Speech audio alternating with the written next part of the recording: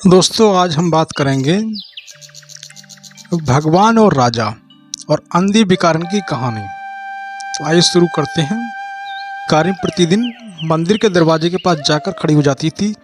दर्शन करने वाले लोग बाहर निकलते समय वो अपना हाथ फैला देती थी और नम्रता से कहती, बाबूजी, अंधी पर दया करो, कुछ मुझे दे दो।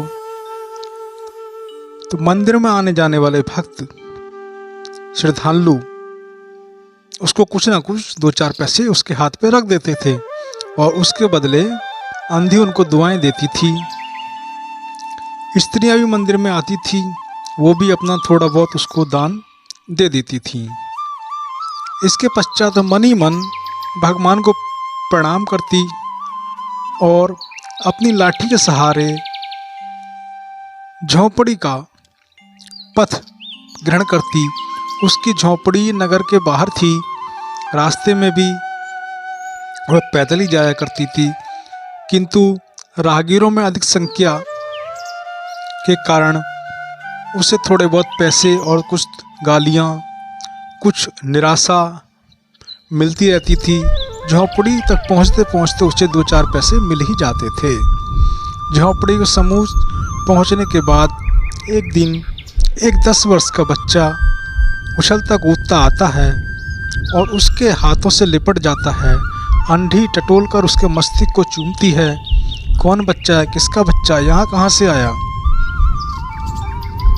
इस बात से कोई परिचित नहीं था। 5 वर्ष हुए पास पड़ोस वालों ने उसे अकेले ही देखा था। इन्हीं दिनों में एक संध्या के समय लोगों ने उसकी गोद में एक बच्चा देखा। वह रो रहा था। अंधी उसका मुख चूम चूम कर उसे चुप कराने की प्रयत्न कर रही थी। वह कोई असाधारण घटना नहीं थी। अतः किसी ने भी न पूछा कि बच्चा किसका है। उसी दिन से बच्चा अंधी के पास था और वह प्रसन्न था। उसको वह अपने अच्छा खिलाती पहनाती। अंधी ने अपनी झोंपड़ी में ही उसको रख लिया। संध्या का समय था। जो कुछ मांगने जाती और जो उससे मिलता वो उसी से उसका लालन पोषण करती थी। खाने के लिए अन्न काफ़ी अब मिलने लगा। उससे काम चलाती। पहले बच्चे का पेट भरती, फिर स्वयं खाती। रात को भी बच्चे को अपने गले से लगाकर वह सोती थी। प्रातःकाल होते ही उसको खाना पीना खिलाकर मंदिर के द्वार पर जाकर खड़ी हो जाती थी। इस प्रकार काशी में एक सेठ थे, बनारसी दास। वह बहुत प्रसिद्ध सेठ थे। बच्चा बच्चा उनकी कोठी से परिचित था। वह बहुत ही देशभक्त और धर्मात्मा व्यक्ति थे। धर्म में उनकी बड़ी रुचि थी। दिन के 12 बजे तक सेठ स्नान करने के बाद पूजा पाठ करते थे तथा कोठी में हर प्रकार समय भीड़ लगी रहती। लोग कर्ज से इच्छुक लोग वहाँ पर आते रहते थे, परंतु ऐसे व्यक्तियों को भी तांना लगा रहता था जो अपनी पूंजी सेठ जी के पास जमा करने के लिए आते थे। अंधी को भी यह बात अच्छी तरह ज्ञात थी, किंतु पता नहीं अब तक वह अपनी कमाई यहाँ जमा करने क्यों हिचकिचाती रहती थी। उसके पास भी काफ़ी रुपए हो गए थे। लगभग पूरी एक हांडी भर गई थी। उसको शंका थी कोई मेरे पैसे चुरा ना ले। एक दिन शाम के समय अंधी वह हांडी लेकर अपने फटे पुराने कपड़े पहनकर सेठ जी के कोठी में पहुंची। सेठ जी बाहर ही खड़े हुए थे। उन्होंने पूछा, क्या है बुढ़िया? अंधी ने हांडी उनके आगे रख दी और डरते हुए कहा, सेठ जी, इसे आप अपने पास जमा कर लो। मैं अंधी हूँ, अपाहिज हूँ, कहाँ रखती फिरूंगी? सेठ जी ने हंडी की ओर देखा, देखकर कहा, इसमें क्या है? अंधी ने उत्तर दिया, भीख मांग मांग कर मैंने अपने बच्चे के लिए 2-4 पैसे संग्रह किए हैं। आपके पास रखने के लिए आई हूँ। कृपया इन्हें अपनी कोठी में रख लें। सेठ जी ने मुनीम की ओर संकेत करते हुए कहा, जमा कर लो। बुढ़िया ने पूछा, तेरा क्या नाम है? अंधी ने बताया। मुनीम जी ने नकदी गिनकर उसके नाम पर जमा कर दी और वह सेठ जी को आशीर्वाद देते हुए अपनी झोंपड़ी की राह में चली गई। 2 वर्ष पश्चात बहुत सुख से बीत गए। इसके पश्चात एक दिन लड़के को बुखार आ गया। अंधी ने दवा दारू की, लेकिन वह ठीक नहीं हुआ। तब उसने टोने टोटकी की परीक्षा की, परंतु संपूर्ण प्रयत्न के बाद भी वह ठीक नहीं हो पाया। अंधी का हृदय अंदर से टूट गया था। उसके साहस ने जवाब दे दिया था। निराशा हो रही थी, परंतु किंतु ध्यान आया कि डॉक्टर के इलाज के फायदा ना हो तो इसके विचार में गिरती प्रति सेठ जी की कोठी पर पहुंची। सेठ जी उपस्थित थे। अंधी ने कहा, सेठ जी, मेरी जमा पूंजी से 10-5 रुपये मुझे मिल जाएं तो थोड़ी राहत हो जाए। मेरा बच्चा बीमार है और वह मर रहा है। मैं एक अच्छे डॉक्टर को शहर में दिखाऊंगी और उसका इलाज कराऊंगी। सेठ जी ने कठोर स्वर में कहा, कैसी जमा पूंजी, कैसे रुपए? मेरे पास किसी के रुपए जमा नहीं हैं। अंधी ने रोते हुए उत्तर दिया, 2 वर्ष हुए आपके पास धरोहर रख के मैं गई थी, दे दीजिए, आपकी बड़ी दया होगी। सेठ जी ने मुनीम जी की ओर रहस्यमय दृष्टि से देखते हुए कहा, मुनीम जी जरा देखिए तो इसका नाम इस पूंजी में लिखा हुआ है क्या? सेठ जी के मुनीम ने कहा, नहीं। अंधी जान गई थी कि ये पैसे की बेईमानी कर रहे हैं, अब ये तुझे पैसे नहीं देंगे। सेठ ने अपने मुनीम से कहा, देखो चेक करके बताओ इसका कहीं लिखा है ऐसा? मुनीम ने मना कर दिया, किंतु अब वो सोचने लगी कि अब मैं कहाँ जाऊं। ऐसा व्यक्ति भी भला कैसे झूठ बोल सकता है। उसने अपना नाम बताया, उलट पलट कर देखा, फिर कहा, नहीं तो इसका नाम कहीं नहीं है, कोई पैसा इसने जमा नहीं किया। अंधी वहीं बैठी हुई थी। उसने रो रो कर कहा, सेठ जी, परमात्मा के नाम पर, धर्म के नाम पर कुछ दे दीजिए, मेरा बच्चा जी जाएगा।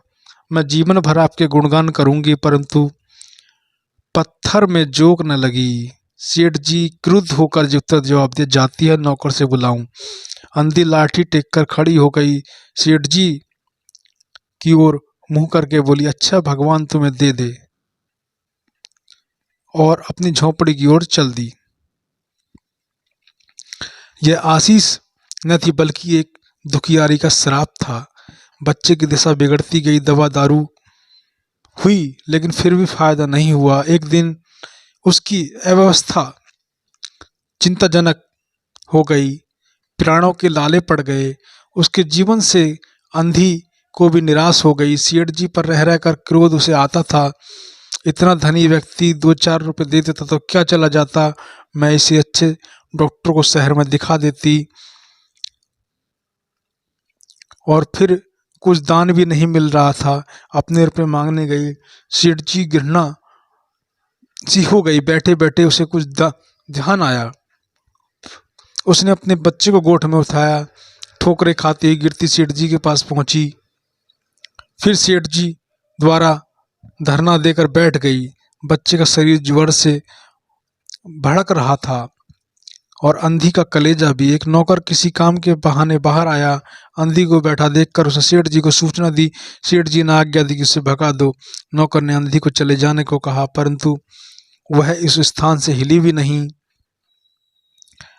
मारने का भय भी दिखाया, लेकिन वह टस से मस न हुई। फिर भी अंदर जाकर उसने नहीं हटी। सेठ जी को स्वयं बाहर पधारे। देखते देखते ही पहचान गए। बच्चे को देखकर उन्हें बहुत आश्चर्य हुआ। उसकी शकल सूरत उसके मोहन से बहुत मिलती जुलती थी। 7 वर्ष पहले तक मोहन किसी के मेले में खो गया था। उसकी बहुत खोज की पर उसका पता न मिला। उन्हें स्मरण हो गया कि मोहन की जांच पर एक लाल रंग का चिन्ह है। इस विचार आते ही उन्होंने अंधी की गोद से बच्चा लिया, किंतु आवश्यक था, परंतु पहले से कुछ न बढ़ा। उसको विश्वास हो गया कि बच्चा उन्हीं का है। उसे छीनकर अपने कलेजे से लिपटा लिया। शरीर बुखार से तप रहा था। नौकर को डॉक्टर लाने के लिए भेजा। स्वयं मकान के अंदर चले गए। अंधी खड़ी होकर चिल्लाने लगी, मेरे बच्चे को न ले जाओ, मेरे रुपए तो हजम कर गए, अब मेरा बच्चा भी तुमने छीन लिया। सेठ जी बहुत चिंतित हुए और कहा, बच्चा मेरा है, यही एक बच्चा है, 7 वर्ष पूर्व कहीं खो गया था, अब मिला है। सो इसे कहीं जाने नहीं दूंगा और लाख यत्न करने के बाद भी इसके प्राण बचाऊंगा। अंधी ने एक जोर का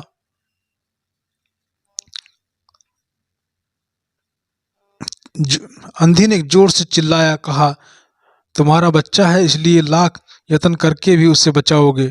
मेरा बच्चा होता तो उसे मर जाने देते क्यों? यह कोई न्याय है? इतने दिनों तक खून पसीना करके उसको पाला है, मैं उसको अपने हाथ से नहीं जाने दूंगी। सेठ जी की अजीब दशा थी, कुछ करते धरते बन नहीं पड़ रहा था। कुछ ही देर वह मौन होकर खड़े रहे, मकान के अंदर चले गए। अंधी कुछ समय तक रोती रही और फिर अपनी झोंपड़ी की ओर चल दी। दूसरे दिन प्रातःकाल प्रभु की कृपा हुई कि दवा ने जादू का प्रभाव दिखाया। मोहन का बुखार उतर गया। होश में आने पर उसने आंख खोली तो सर्वप्रथम शब्द उसकी जुबान से निकला, माँ। चारों ओर अपरिचित शक्लें देखकर उसके अपने नेत्र फिर बंद कर लिए। उस समय से उसका बुखार फिर अधिक होना प्रारंभ हो गया। माँ माँ की रट लगाए हुए था। डॉक्टरों ने जवाब दे दिया। सेठ जी के हाथ पांव फूलने लगे। चारों ओर अंधेरा सा दिखाई देने लगा। क्या करूं, एक ही बच्चा है, इतने दिनों बाद मिला है तो मृत्यु उसको अपने चुंगल में दबा रही है। इसे कैसे बचाऊं? इसका मैं क्या उपाय करूं? साहस उनकी अंधी का ध्यान आया। पत्नी को बाहर भेजा, देखो कहीं बाहर द्वार पर वो बैठी तो नहीं है, परंतु वहां कोई नहीं थी। सेठ जी ने तैयार होकर बस्ती के बाहर उसकी झोंपड़ी पर पहुंचे। झोंपड़ी बिना द्वार की थी। अंदर गए, देखा अंधी फटे पुराने टाट पर पड़ी हुई है और उसके नेत्रों में आंसू बह रहे हैं। सेठ जी ने धीरे से उसको हिलाया। उसका शरीर भी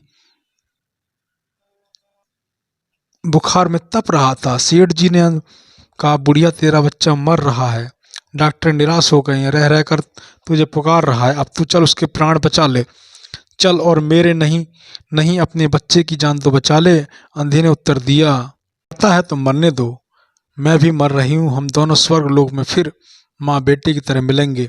इस लोक में सुख नहीं है, वहाँ मेरा बच्चा सुख में रहेगा, मैं वहाँ उसकी सुचारू रूप से सेवा करूंगी। सेठ जी रो दिए।